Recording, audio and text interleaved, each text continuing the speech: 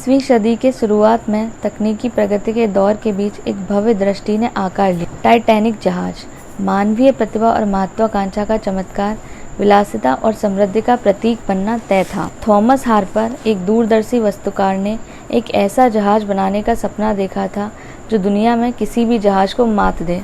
विस्तार और नवीन डिज़ाइन अवधारणाओं पर सावधानी पूर्वक ध्यान देने के साथ हार्पर ने एक ऐसा जहाज बनाने की कोशिश की जो इसे देखने वाले सभी की कल्पना पर कब्जा कर ले। वर्षों के निर्माण और अथक समर्पण के बाद टाइटैनिक जहाज का निर्माण हुआ। टाइटैनिक का निर्माण बेलफास्ट के हारलैंड और वॉल्फ शिपयार्ड में किया गया। इसके डिज़ाइनरों में लॉर्ड पीरी, जो हारलैंड एंड वॉल्फ और वाइट स्टार के संचालक थे, नौसेना architect Thomas Andrews, Alexander Carlisle, shipyard के प्रमुख रचयिता और जनरल मैनेजर शामिल थे। टाइटैनिक जहाज का निर्माण 31 मार्च 1909 को शुरू हुआ। टाइटैनिक की कुल लंबाई 882 फीट 9 इंच, चौड़ाई 92 फीट, वजन 46,328 टन, पानी के स्तर से डेक तक की ऊंचाई 59 फीट थी। जहाज 2 पारस्परिक जुड़े हुए 4 cylinder triple expansion steam engine Parsons turbine से सजा हुआ था। टाइटैनिक में 29 बॉयलर थे जो जहाज को 23 समुद्री मील 43 किलोमीटर पर आवर की शीर्ष गति प्रदान करते थे। 62 फीट की ऊंचाई की 4 में से केवल 3 फन्नल कार्यात्मक थी। चौथी फन्नल, जो कि वेंटिलेशन के प्रयोजन हेतु इस्तेमाल की जाती थी, वह जहाज को अच्छा दिखाने के लिए लगाई गई थी। जहाज की क्षमता 3549 यात्रियों की थी। एक उज्ज्वल और धूप वाले दिन टाइटैनिक जहाज का नामकरण बड़ी धूमधाम और उत्सव के बीच किया गया। अपनी पहली यात्रा का यात्री बड़ी उत्सुकता से इंतजार कर रहे थे। वे किसी अन्य यात्रा की कल्पना कर रहे थे। जहाज 2223 यात्रियों के साथ न्यूयॉर्क शहर के लिए रवाना हुआ। यात्रा के शुरुआती दिनों में आश्चर्य का भाव था।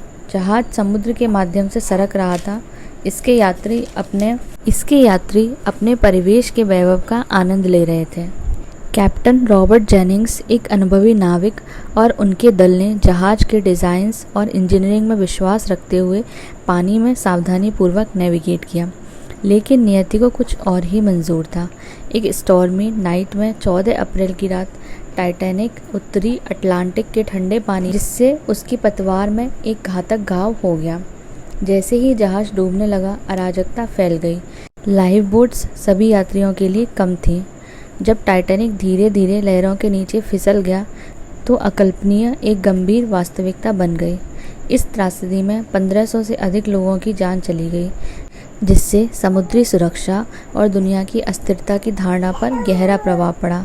टाइटैनिक में डूबने का मुख्य कारण अत्यधिक गति से चलना था। टाइटैनिक के मालिक जे ब्रूस स्मे ने जहाज के कैप्टन एडवर्ड स्मिथ को जहाज अत्यधिक गति से चलाने के लिए कहा था। 12 अप्रैल 1912 को टाइटैनिक को 6 आइसबर्ग्स की वार्निंग मिली थी। कैप्टन को लगा कि आइसबर्ग आने पर शिप मुड़ जाएगा, बट बदकिस्मती से जहाज बहुत बड़ा था और राडार छोटा था। बर्फ़ की चट्टान आने पर वह अत्यधिक गति के कारण समय पर नहीं मुड़ पाया और चट्टान से जा टकराया, जिससे शिप के आगे के हिस्से में छेद हो गए। लगभग 2:20 PM पर वो पूरा समुद्र में समा गया। जिस सागर में वह डूबा था उसके पानी का टेम्परेचर -2 डिग्री सेल्सियस था, जिसमें किसी साधारण इंसान को 20 मिनट से ज़्यादा जिंदा रहना नामुमकिन था। दशकों तक टाइटैनिक समुद्र की गहराई में खोया रहा।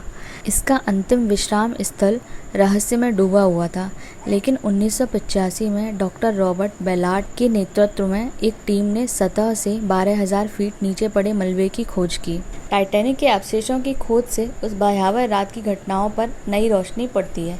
इससे शोधकर्ताओं को जहाज के निर्माण, उसके यात्रियों के जीवन और उन स्थितियों के बारे में अधिक जानने की अनुमति मिली